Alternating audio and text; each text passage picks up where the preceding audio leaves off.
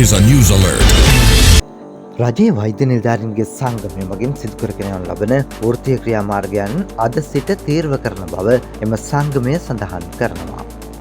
ඒ අනුව අද උදෑසන 8 සිට මෙම වෘත්තීය සමිති ක්‍රියාමාර්ගයන් තීර්ව කරන අතර අද සිට ආරම්භන අඛණ්ඩ වෘත්තීය සමිති ක්‍රියාමාර්ගයන් තුලදී රෝහල තුල නොමැති ඖෂධ සහ උපකරණ බාහිරින් ලබා ගැනීම සඳහා රෝගීන්ට නිර්දේශ කර තුන්වන නිකුත් කිරීම අත්හිටුවීම, රෝහල තුල නොමැති රසායනාගාර පරීක්ෂණ බාහිරින් සිදු කර ගැනීම සඳහා රෝගීන්ට නිර්දේශ කර තුන්වන නිකුත් කිරීම අත්හිටුවීම, දේශපාලන කණ්ඩායම් සංවිධානය කරනු ලබන සෞඛ්‍ය කඳවුරු සහ සායන සඳහා ස්වේච්ඡාවෙන් සහභාගී වීමෙන් ඉවත්වීම, අනුමත වෛද්‍යවරුන් සංඛ්‍යාව නොමැතිව රෝහල් පද්ධතිය තුළ විවෘත කරන නව රෝහල් වාට්ටු සහ ඒකකවලට වෛද්‍යවරුන් අනියුක්ත කිරීමෙන් අත්හිටුවීම, රෝගීන්ගේ ආරක්ෂාව සහ පෞද්ගලිකත්වය සුරැකීමට අවශ්‍ය ප්‍රමාණවත් පහසුකම් සහ සහායක කාර්ය මණ්ඩල නොමැතිව රෝගීන් පරීක්ෂාවෙන් ඉවත්වීම වැනි කරුණු රැසකට අදාළව වෘත්තීය ක්‍රියාමාර්ගයන්ට එළඹීමට නියමිත බවයි ඔවුන් සඳහන් කළේ.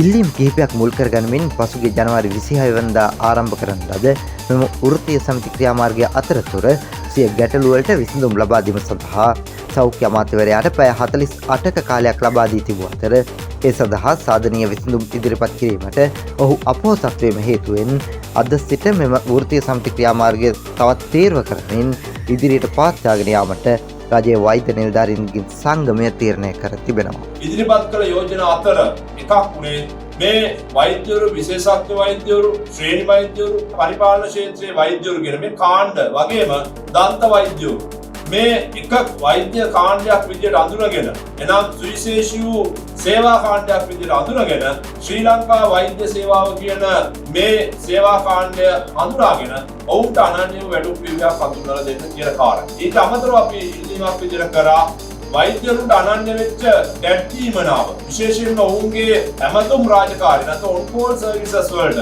ඔවුන්ට විශාල දව්වක් වෙන මේ දැක්වීමනාව කියන එක අදට යාවත් කාලන කරන්න කියන එක. මේක යාවත් කාලන වෙලා නැහැ. ඒක අපි යාවත් කාලන කරන්න කියලා ඉල්ලුවා දැක්වීමනාව. ඊට අමතරව විශේෂයෙන්ම වෛද්‍යවරුන්ගේ අමතර රාජකාරී දීමනාව. මොකද වෛද්‍යවරු තමන් වෛද්‍යරෙක් විදිහට කළ යුතු රාජකාරී ප්‍රමාණයට වඩා වෛද්‍යවරු දෙතුන් දෙනෙක්ගේ රාජකාරී මෙවන්න කරනවා.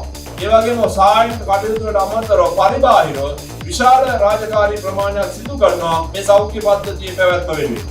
එහෙනම් ඔවුන්ට හිමි මේ අමතර රාජකාරී දීමනාව මේක පැය 120ක උපරිම සීමාවක් තමයි මාසෙකට ගෙවන්නේ. මේ පැය 120 සීමාව මාසිකව මේ දෙන දීමනාව ස්ථාවර දීමනාවක් බවට පත් කරන්න, ස්ථාවර දීමනාවක් විදියට අමතර රාජකාරී දීමනාව වැඩිපඩ එකතු කරන්න කියන කාරණා. ඊට අමතරව අපි ඉන්නවා වෛද්‍යවරු, විශේෂඥ වෛද්‍යවරු. අපි දන්නවා ලංකා පුරා දීපක් ව්‍යාප්ත සේවාවක නියුක්ත වෙන්නේ. තමන්ගේ නිවසින් විශාල දුර ප්‍රමාණයක් ගෙවලා තමන්ගේ රාජකාරී ස්ථානයට යන්නේ. එහිදී ඔවුන් ප්‍රධාන වශයෙන් මුහුණ දෙන ගැටලුවක් ප්‍රවාහනය කියන කාරණා. එහිදී අපි දැක්ක දේ තමයි මේ රාජ්‍ය සේවයේ විධායක ශ්‍රේණියේ සියලුම නිලධාරීන්ට හිමි රාජ්‍ය පරිපාලන චක්‍රලේඛනයේ 22.99 කියන චක්‍රලේඛනයේ වෛද්‍යවරු, විශේෂඥ වෛද්‍යවරු හැර අනිත් විධායක ශ්‍රේණියේ නිලධාරීන්ට අන්තර්ගත කරලා තියෙනවා.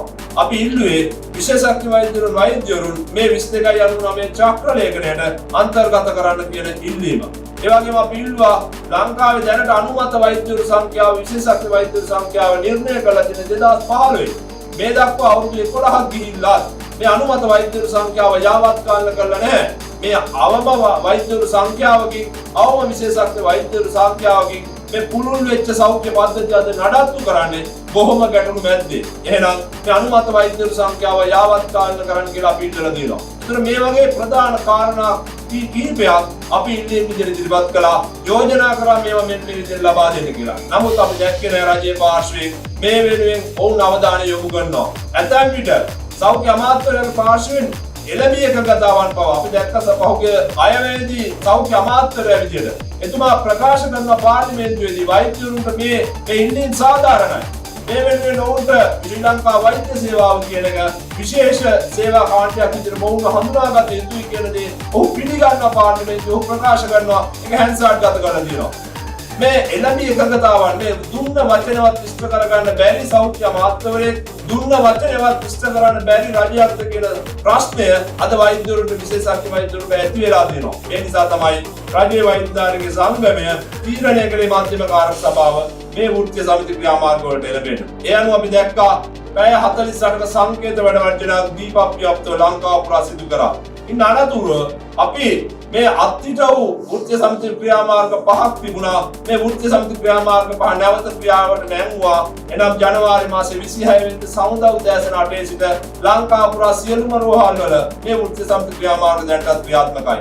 ඒකේ වෘත්තීය සමිති ක්‍රියාමාර්ග විදියට අපි දන්නවා රෝහල තුල ඖෂධයක් ශල්‍ය උපකරණයක් නැත්නම් රෝහල තුල නැති ශල්‍ය උපකරණ ඖෂධය පිටතින් මිලදී ගන්න පිටතට අපි ඖෂධ තුන්දු ඉක්ුත් කරන්නේ නැහැ.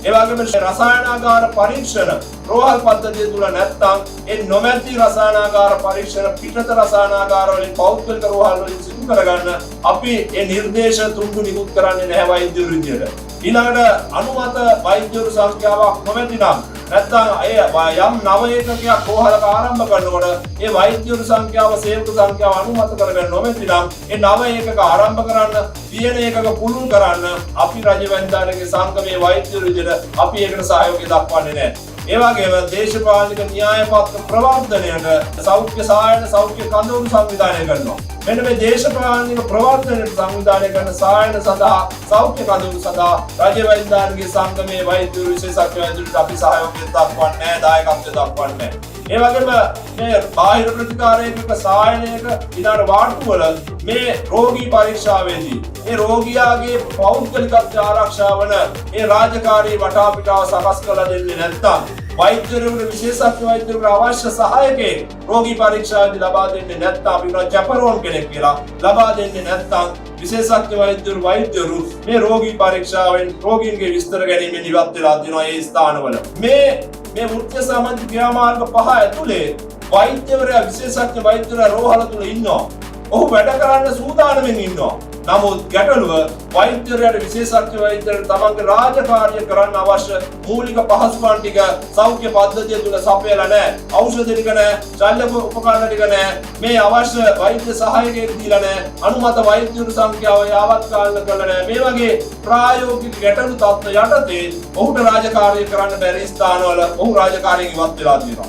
මේ හරහා අවසානයේදී පීඩාවට පත් වෙනවා නම් පත් වෙලා දෙන අහිංසක මහජනතාව. නමුත් ප්‍රශ්නය රජයේ සෞඛ්‍ය අමාත්‍යවරයා විදියට රජයේ විදියට මේ අහිංසක ජනතාව පීඩාවට පත් වෙන මේ අහිංසක ජනතාව සම්බන්ධයෙන් ඔවුන් මුනිවත රකින්න. ඔවුන් සංවේදී නෑ මේ කාරණේ සම්බන්ධයෙන්.